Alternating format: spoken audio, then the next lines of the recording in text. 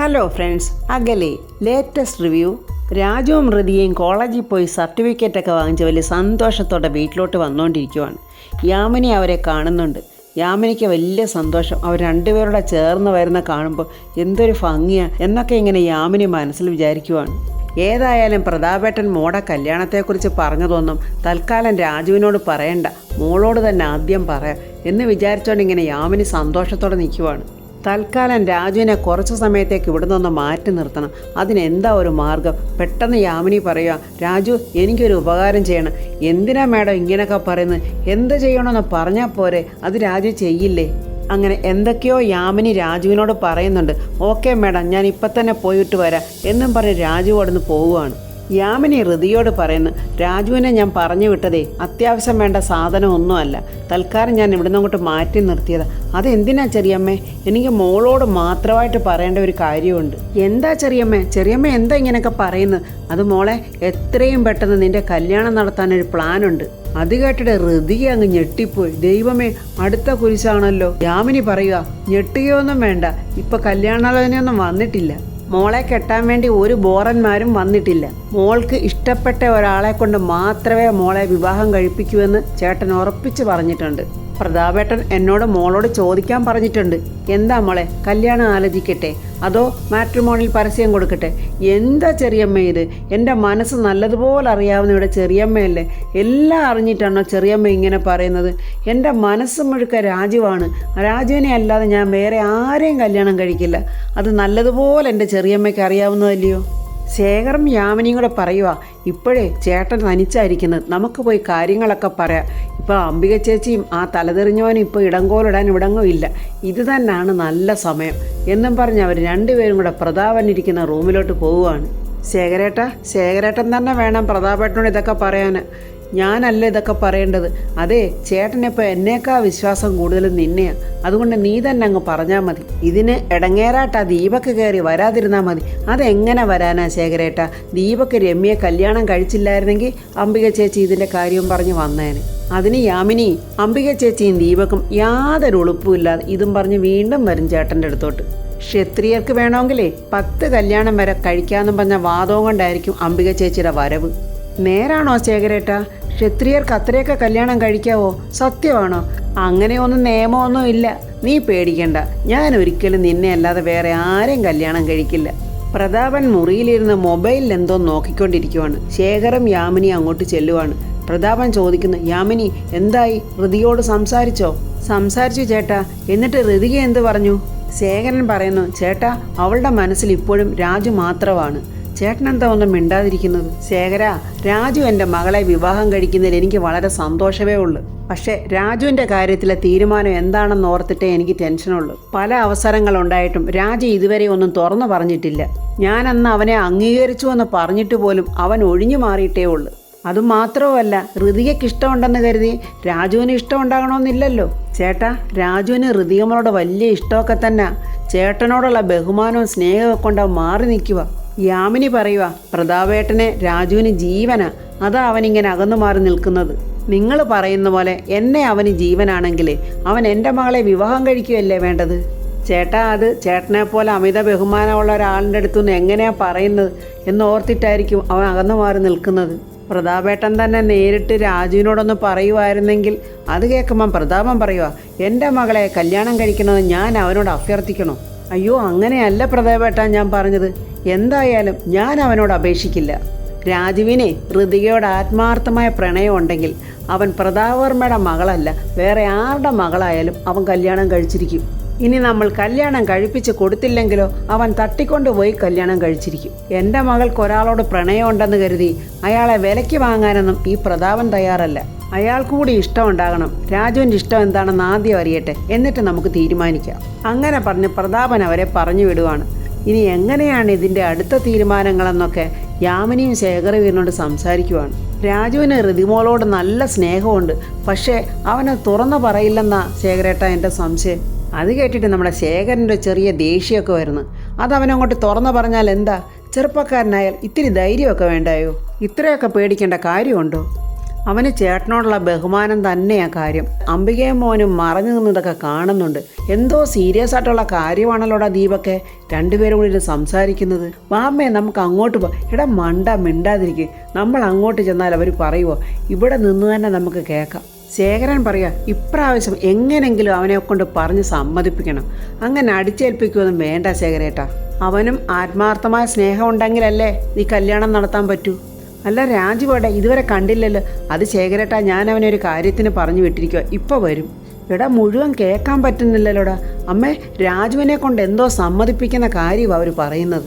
എടാ എങ്കിലതേ രാജുവും ഹൃതിയായിട്ടുള്ള കല്യാണക്കാരിയുമായിരിക്കും. അപ്പോൾ രാജു യാമിനിയും ശേഖരും ഇരിക്കുന്നിടത്തോട്ട് വന്ന് എന്തോ ഒരു പേപ്പർ യാമിനിയുടെ കൈ കൊടുക്കുന്നുണ്ട്. ശേഖർ പറയുന്നത്, രാജു അവിടെ നിന്നേ, എനിക്ക് കുറച്ച് കാര്യം സംസാരിക്കാനുണ്ട്. അംബികയും മോനും കൂടെ പറയാം, എടാ അവർ സംസാരിക്കാൻ പോകുന്നുണ്ട്, നീ ചെവി വട്ടം പിടിച്ചോണം, ശ്രദ്ധിച്ച് കേട്ടോണം. ഞങ്ങളൊരു കാര്യം നിന്നോട് പറയാനാ ഇവിടെ വെയിറ്റ് ചെയ്തിരുന്നത്. എന്താ ശേഖരൻ സാറേ?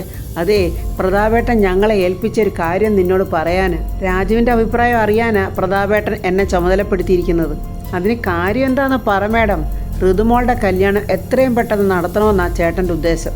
അതും നാട്ടുകാരറിഞ്ഞ് നല്ല ഗംഭീരമായിട്ട് തന്നെ. ഋതുമോളുടെ താല്പര്യം അനുസരിച്ച് അവൾക്കിഷ്ടമുള്ള ആളെ കല്യാണം കഴിക്കുന്നതിനകത്ത് ചേട്ടന് എതിർപ്പില്ലെന്നും പറഞ്ഞു. ഞങ്ങൾ ഈ വിവരം ഋതുമോളോട് പറഞ്ഞു. അവൾ രാജുവിനെ അല്ലാതെ വേറെ ആരെയും വിവാഹം കഴിക്കില്ലെന്ന് ഉറപ്പിച്ച് പറഞ്ഞു. രാജു എന്തു പറയുന്നു? രാജു ഒരു തീരുമാനം പറഞ്ഞേ പറ്റൂ. അത് ഞാൻ എന്നല്ലാതെ രാജുവിന് ഒന്നും പറയാൻ പറ്റുന്നില്ല. യാമിനി പറയാ, ഇപ്പം തന്നെ പറയണമെന്നില്ല രാജു. വീട്ടിൽ ചെന്ന് എല്ലാവരുമായിട്ടൊന്ന് ആലോചിച്ചിട്ട് പറഞ്ഞാൽ മതി. ശരി മാഡം, ഞാൻ എന്നാൽ ഇറങ്ങിക്കോട്ടെ എന്നും പറഞ്ഞ് രാജു പോവാണ്. അംബികയും മോനും ഇതെല്ലാം കേട്ടിട്ട് അവിടെ നിന്ന് ദേഷ്യം പിടിക്കുക. ദീപക്ക് പറയാ, ഈ കല്യാണം ഒരിക്കലും ഞാൻ നടത്തത്തില്ലമ്മേ. രാജു അവിടെ മാറി നിന്ന് ആലോചിക്കുക, എങ്ങനെ ഇപ്പം ഹൃദയ മേളത്തിനെ കണ്ടാലാ? ഹൃദയ മേളം കണ്ടാൽ വിടില്ലല്ലോ. എന്താ ഒരു മാർഗം? സാറിനോട് പോയി ലീവ് ചോദിക്കുക എന്നും പറഞ്ഞ് രാജു പ്രതാപൻ്റെ അടുത്ത് പോവുകയാണ്. വർമ്മ സാറേ എന്ന് വിളിച്ചിട്ട് രാജു ഒന്നും മിണ്ടാതെ ഇങ്ങനെ നിൽക്കുക. പ്രതാപൻ ഇങ്ങനെ നോക്കുവാണ് രാജുവിനെ. എന്താ രാജു ഒന്നും മിണ്ടാതെ നിൽക്കുന്നത്? സാറേ, എനിക്ക് 2 ദിവസത്തെ ലീവ് വേണം. ഇത് പറയാനാണോ ഇത്രയും ഭവ്യതയൊക്കെ നീ കാണിക്കുന്നത്? ലീവൊക്കെ നിനക്ക് അവകാശപ്പെട്ട കാര്യങ്ങളല്ലേ? അല്ല, ഇപ്പം എന്തിനാ ലീവ് എടുക്കാനുണ്ടായ കാരണം? പ്രത്യേകിച്ച് എന്തെങ്കിലും ഉണ്ടോ എന്ന് ചോദിക്കുമ്പോൾ രാജുവിന് ഒന്നും പറയാനറിയാതെ ഇങ്ങനെ വിറയ്ക്കുന്ന പോലെ. പ്രതാപൻ ചോദിക്കുന്നു, എന്താ നിനക്ക് വല്ല സുഖമില്ലയോ? എനിക്കെന്തോ പനി പോലെ തോന്നുന്നു സാറേ, അതുകൊണ്ടാ. അതാണോ? എന്നാൽ നീ ആദ്യം ഡോക്ടറെ കാണ്, എന്നിട്ട് വീട്ടിൽ പോയാൽ മതി. ശരി സാറേ എന്നും പറഞ്ഞ് രാജു ഇങ്ങനെ ഒരുമാതിരി പരുങ്ങുന്ന കണ്ടിട്ട് പ്രതാപൻ ചോദിക്കുന്നു, രാജു നിനക്ക് എന്താ, എന്തെങ്കിലും ടെൻഷനുണ്ടോ? ഒന്നുമില്ല സാറേ എന്നും പറഞ്ഞ് അവൻ പരുങ്ങുവാണ് വീണ്ടും. പ്രതാപന് മനസ്സിലാകുന്നുണ്ട്, ഈ പൊട്ടൻ ഇനിയെങ്കിലും എന്നോട് തുറന്ന് പറഞ്ഞുകൂടെ? എടാ പൊട്ടാ, നീ പറയടാ എന്നിങ്ങനെ ആത്മാർത്ഥമായി പ്രതാപൻ ആഗ്രഹിക്കുന്നുണ്ട്. പക്ഷേ അപ്പോഴും രാജു ഒന്നും പറയുന്നില്ല. അവനങ്ങ് പോവുകയാണ്. ഈശ്വര, ഹൃദയ മേളത്തിൻ്റെ കണ്ണിൽപ്പെടാതെ എങ്ങനെങ്കിലും ഒന്ന് പുറത്തു കടന്നാൽ മതി എന്ന് വിചാരിച്ചുകൊണ്ടാണ് രാജു വരുന്നത്. പറഞ്ഞു വെച്ചതുപോലെ ഹൃദയ താഴേന്ന് മുകളിലോട്ട് കയറി വരുവാണ്. പെട്ടെന്ന് രാജു ഹൃദയ കാണാതെ അവിടെ കിടന്ന സോഫയുടെ പുറകിൽ പോയി ഒളിഞ്ഞിരിക്കുവാണ്.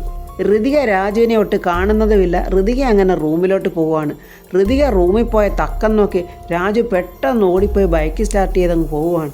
ഇപ്പം തന്നെ ഈ ചൂടോടെ തന്നെ രമ്യ വിവരം അറിയിച്ചിട്ടേ ഉള്ളൂ കാര്യം എന്നും പറഞ്ഞ് അംബിക രമ്യയെ വിളിച്ച് കാര്യങ്ങളൊക്കെ പറയുവാണ്. ഋതികയുടെയും രാജുവിൻ്റെയും കല്യാണമൊക്കെ ഇങ്ങനെ തീരുമാനിച്ചിരിക്കുന്ന പോലൊക്കെ പറയുന്നുണ്ട്. അത് കേൾക്കുമ്പോൾ അവക്ക് വട്ടുപിടിക്കുമല്ലോ. എന്തുവാ അംബിക മേഡം ഈ പറയുന്നത്? കല്യാണം ഉടനെ നടക്കുമെന്നാ? അതേ രമ്യയെ, കല്യാണം ഉടനെ നടത്താനുള്ള പ്ലാൻ തന്നെയാണ്. പിറ്റേ ദിവസം തന്നെ അവർ കുളു മണാലിയിലോട്ടോ സിംഗപ്പൂരിലോട്ടോ ഒക്കെ ഹണിമൂണും പോകും. അവർ പോകുന്നതെന്ന് നോക്കിയേ നീ അവിടെ നിന്ന് വല്ല ശോകഗാനവും പാടിക്കോ.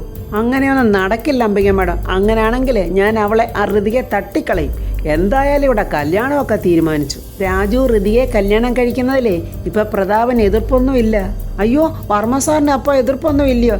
ഇല്ല രമ്യയെ, എല്ലാവരും കൂടെ ചേർന്ന് ആലോചിച്ചാൽ കല്യാണം നടത്താനുള്ള പ്ലാൻ ഇടുന്നത്. അതുകൊണ്ട് എന്തെങ്കിലും പെട്ടെന്ന് നീ ആലോചിച്ചിട്ട് ചെയ്യാൻ നോക്ക്, അല്ലെങ്കിൽ രാജു നിൻ്റെ കൈവിട്ടു പോകും. അതിന് വേണ്ട വഴികളൊക്കെ ഞാൻ നിനക്കങ്ങോട്ട് പറഞ്ഞു തരാം എന്നും പറഞ്ഞ് അംബിക എന്തൊക്കെയോ കുശാന്നിങ്ങനെ ഫോണിൽ കൂടെ അവൾക്ക് പറഞ്ഞു കൊടുക്കുന്നുണ്ട്. അംബിക അങ്ങനെ പറഞ്ഞു കൊടുത്തതെല്ലാം കേട്ടിട്ട് രമ്യ പറയുന്നു, ആ ഇനി അംബിക മേഡം പറഞ്ഞതുപോലെ അമ്മയെ കൊണ്ട് അങ്ങനെയൊക്കെ ചെയ്യിപ്പിക്കണം. അപ്പോൾ എന്തോ അമ്മയെ കൊണ്ട് ചെയ്യിക്കുന്ന പ്ലാനാണെന്ന് മനസ്സിലായി. ഒരാളെ അങ്ങനെ പടുകുഴിയിലോട്ട് തള്ളിയിടുമ്പോൾ കിട്ടുന്ന ഒരു സുഖം വേറെ തന്നെയാണ് നമ്മുടെ അംബികയ്ക്ക്. അംബിക ഇരുന്നുകൊണ്ട് സന്തോഷിക്കുക. എന്തായാലും ഒന്ന് നടക്കും. ഒന്നേ രാജുവിന് നല്ല വീക്ക്, അല്ലെങ്കിൽ ഋതിയെ അവൾ തട്ടും. ഇതൊന്നും അല്ലെങ്കിൽ രമ്യയ്ക്ക് ഭ്രാന്ത് പിടിക്കും. രാജു അങ്ങനെ വീട്ടിലോട്ട് വരുമ്പോൾ വാതൊക്കെ തന്നെ രമ്യ അവനെയും കാത്തു നിൽക്കുക. രാജു മനസ്സിൽ പറയും, ഇത് എന്തൊരു കഷ്ടമായി പെണ്ണിൻ്റെ കാര്യം. രാജു രമ്യയെ മൈൻഡ് ചെയ്യാതെ പോകുമ്പോൾ പെട്ടെന്ന് അവൾ ഓടി വന്ന് രാജുവിൻ്റെ കയ്യെ പിടിച്ചിട്ട് പറയുന്നത്, ഇവിടെ ഒരാളിങ്ങനെ നിൽക്കുന്നത് കാണാൻ വയ്യേ, അതിന് ഈ ഒരാൾ എപ്പോഴും ഇവിടൊക്കെ തന്നെ ഉണ്ടല്ലോ, പിന്നെ എന്തോ പ്രത്യേകിച്ച് ഇത്ര കാണാൻ. ആ സമയത്ത് രാജുവിന് ഋതികയുടെ ഫോൺ വരുന്നുണ്ട്. എന്താ രാജു എന്നോട് പറയാതെ പോയത്? മാഡം, എനിക്കത് ഉടനെ ഒരു പനിയായി. അയ്യോ, രാജുവിന് പനിയോ?